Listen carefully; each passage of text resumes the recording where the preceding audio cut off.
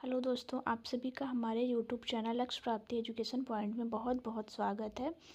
आइए हम स्टार्ट करते हैं। रीड लेवल फर्स्ट के लिए पर्यावरण में हम परिवार और सामाजिक बुराइयों वाला टॉपिक देख रहे थे, जिसमें से हमने परिवार का टॉपिक कंप्लीट कर रखा है। सामाजिक बुराई में बाल विवाह, दहेज प्रथा और बाल मजदूरी, ये तीनों हमने कर रखा है। और जो हमारा आज का चौथा टॉपिक है यूनिट फर्स्ट में, चोरी है। चोरी क्या होती है उसके बारे में हम जानेंगे। हम साधारण शब्दों में कहें तो किसी भी व्यक्ति का कोई भी वस्तु या सामान है, उसको किसी दूसरे व्यक्ति के द्वारा उसके बिना किसी परमिशन के उसको ले लेना, उसको हम चोरी कहते हैं। इसकी परिभाषा आइए हम देखते हैं। इसमें ये लिखा हुआ है कि किसी भी व्यक्ति के द्वारा किसी अन्य व्यक्ति की संपत्ति को उसकी इच्छा या सहमति के बिना गैर कानूनी ढंग से अपने पास रख लेना चोरी कहलाता है। इसलिए चोरी को संपत्ति के विरुद्ध अपराध भी कहा जाता है। और चोरी करने का उद्देश्य क्या होता है? प्राचीन काल में और वर्तमान काल में दोनों का उद्देश्य अलग अलग है। प्राचीन काल के जो लोग चोरी करते थे, उनका उद्देश्य होता था अपनी मूलभूत आवश्यकताओं की पूर्ति करना।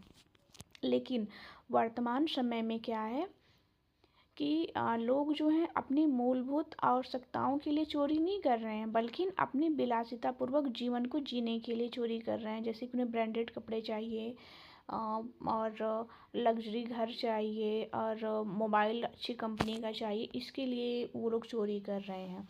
लेकिन पुराने ज़माने में क्या होता था, वो लोग रोटी के लिए, कपड़े के लिए या मकान जो है आवश्यक चीज़ें जो होती हैं उनके लिए चोरी करते थे। और वर्तमान समय में क्या है कि चोरी के साधन भी अलग अलग हो गए हैं। जैसे पहले चोरियां होती थी तो लोगों के घर जा कर के चोरी होती थी, लेकिन प्रेजेंट टाइम में क्या हो रहा है कि इलेक्ट्रॉनिक संसाधनों के माध्यम से चोरी की जा रही है, ऑनलाइन फ्रॉड किया जा रहा है, और डिजिटल लोगों को अरेस्ट किया जा रहा है। और गूगल पे, फ़ोन पे हैक कर लेना, इस तरह की जो ऐप्स हैं उनको हैक कर लेना या लोगों को पागल बना करके उनसे पैसे निकाल लिए जा रहे हैं। भारत में चोरी के संबंध में अलग अलग कोई भी प्रावधान नहीं बनाया गया है। हाँ, इसको जो है भारत में जो आईपीसी की जो दंड संहिता है, उसी के तहत विभिन्न धाराओं के अंतर्गत इसमें चोरी के लिए प्रावधान बनाया गया। और जो चोरी का मुकदमा देखा जाता है, उसको आपराधिक एवं फौजदारी के मामलों में शामिल किया गया है। हम देखते हैं कि चोरी के लिए क्या क्या धाराएं बनाई गई हैं। चोरी के अपराध से संबंधित भारतीय दंड संहिता आईपीसी की प्रमुख धाराएं तो जो है 378 धारा 378 में चोरी को परिभाषित किया गया है। इसमें ये कहा गया है कि किसी भी व्यक्ति के द्वारा किसी भी व्यक्ति के बिना सहमति से उसके कब्जे में से उसकी चल या अचल संपत्ति को ले लेना, ये चोरी होती है। और या तो फिर आप किसी के भी सामान को या फिर पैसे को आपके पास वो रखने के लिए देता है और उससे बेईमानी कर जाओ, तो इसे भी चोरी कहा जाएगा। और धारा 379 में चोरी के लिए जो दंड है उसका प्रावधान किया गया। इसमें क्या कहा गया है कि अगर कोई व्यक्ति चोरी करता है तो उसको 3 वर्ष की सज़ा दी जाएगी, तथा सज़ा के साथ साथ उसे जुर्माना भी देना होगा। और ये डिपेंड करता है कि उस व्यक्ति ने चोरी कैसे की है। अगर ज़्यादा लेवल की चोरी होगी तो उसमें उसको कारावास और जुर्माना दोनों देना पड़ेगा।